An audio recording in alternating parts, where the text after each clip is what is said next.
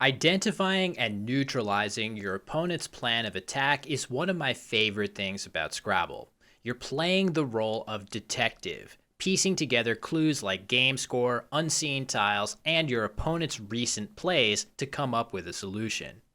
Typically, you'll have a decent idea of what your opponent is up to, and figuring out how to respond is the tricky part. But in the game you're about to see, top expert Matt Canik completely tricked me in a way no one else ever has, with a brilliant plan that I simply couldn't figure out. If you've seen any Scrabble live streams recently, you've likely heard Matt's excellent commentary, but he's a top expert player in his own right, holding a top 15 ranking in North America for the last 4 years. Back in 2017, at a big regional event in Albany, New York, I faced Matt in a game I won't soon forget. I opened with Wadmel, my top scoring play. Matt draws the first blank and the Z and plays Za for 25. My rack quickly goes south, though at least I can play bye for a solid score, leaving the QU combo for next turn. Matt sees his only bingo of Flagrant for 66, but it blows the board wide open and creates easy scoring spots for me, so he wisely opts to play Gazar for a very solid 38 points, leaving the board closed and keeping the valuable blank for later.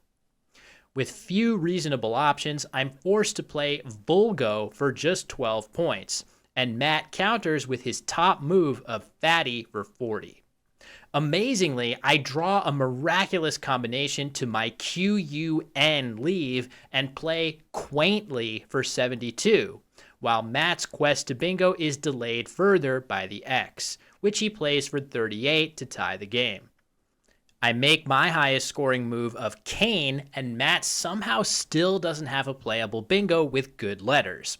With only one E on the board and the axe hook lurking, he grudgingly plays Theo to block. I use up another triple with Kanto, and Matt finally gets his much needed bingo with Travois. We trade low-scoring plays with weak tiles, after which I'm able to score 40 with the E-hook on Travois, and here Matt makes a critical mistake. After drawing the second blank, he has one playable bingo of Grayson, but he slips up and declares that the blank is an S instead of an N, believing Grices to be a valid word. It's not, so I challenge it off the board and decide I can't give him another chance to play the real word, so I block the Gazar's hook with Pica. He's forced to settle for his top scoring move, keeping the blank of Geit for 21. Knowing that Matt is holding the extremely strong ERS blank after Geit, the I on the right side of the board becomes by far the biggest threat, so I sacrifice points to block it with Beatty.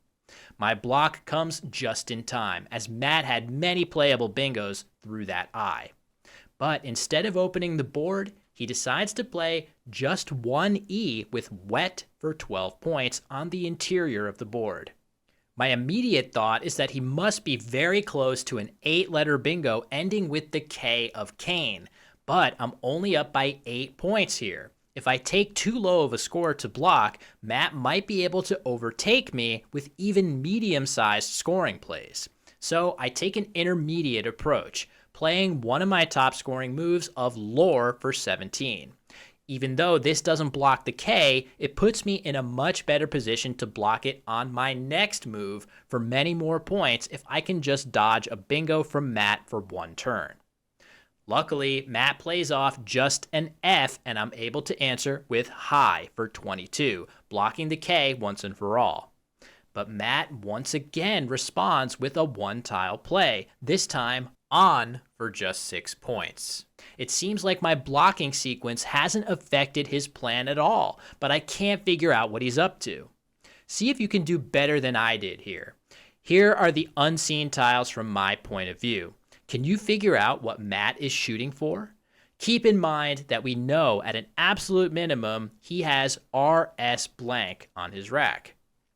In game, my next best guess is that he's fishing for some kind of extremely specific overlap down column N. For example, a play like Filarii would actually fit for roughly 90 points. In game, I can't actually see anything that fits there available in the unseen tiles, but I conclude that Matt must, and I decide to block the spot, expecting that now he's going to open the board for sure. But again, I'm wrong. Matt simply plays lid for 4 points. Now I'm completely spooked. I don't have much time left on my clock, and I frantically check and recheck my tile tracking. There's only one tile in the bag, but I still have no idea what Matt's up to, and I decide that the Eye of Jiao that I just opened is the last possible threat, though 8-letter words ending in I are very rare, and I can't see any possibilities lurking. So I play P for 18 and hold my breath. To my horror, Matt begins laying down his tiles to play a bingo. He starts with his S's, hooking lors and zas, finally revealing the spot he was gunning for, and continues placing his tiles upwards on the board as my heart sinks. I can see that he's about to play the spectacular aneurysms for 85 points to win the game, but mercifully, when he plays his final letter, it's an O, not an A. At no point did I come anywhere close to recognizing this threat, and Matt was gunning for it as far back as his play of wet, which kept ENRSS blank. On 4 separate turns, he had a chance to draw the A he needed to steal this game from me, but he missed his draw each time. After a hasty endgame, I end up winning 391 to 340, but I'll never forget my feeling of embarrassment at being completely duped by Matt's brilliant plan. As Matt writes in his commentary of the game, Will began audibly making confused noises after my play, so I presumed he wasn't aware of my plan. Matt was absolutely right. But when I look back at this game now, I love that these types of clever plans are possible in Scrabble, and I look forward to the day when I can come up with something similarly brilliant in one of my own games.